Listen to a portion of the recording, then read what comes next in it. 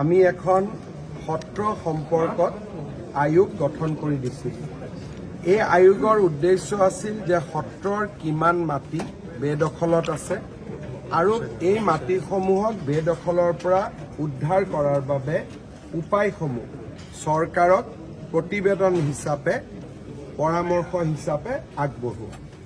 মই অত্যন্ত আনন্দিত যে প্ৰায় 150খনতকৈও অধিক সত্ৰ ভ্ৰমণ কৰি আৰু বাকী বিভিন্ন ধৰণে সত্ৰাধিকাৰ বা সত্ৰৰ লগত জড়িত আটাইৰে সৈতে কথা বতৰা পাতি দুটা খণ্ডত সত্ৰ আয়োগে এখন বিস্তৃত প্ৰতিবেদন চৰকাৰত দাখিল কৰিছে।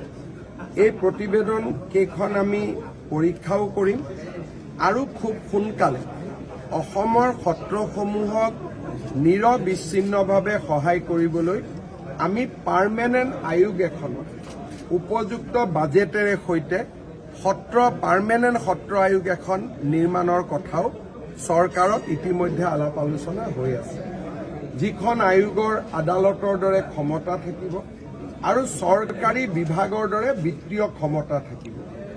এই সম্পৰ্কত আমাৰ চিন্তা চৰ্চা চলি আছে। ছেপ্টেম্বৰে হওক বা ফেব্ৰুৱাৰীয়ে হওক আমাৰ এই চৰকাৰখনৰ কাৰ্যকালৰ ভিতৰতে সেই আইনখন আনিবলৈ আমি চেষ্টা কৰি আছো। আজিৰ প্ৰতিবেদনখনে এই ক্ষেত্ৰত আমাক যথেষ্ট সহায় কৰিব। মই সকলোলৈকে ধন্যবাদ আগবঢ়াইছো।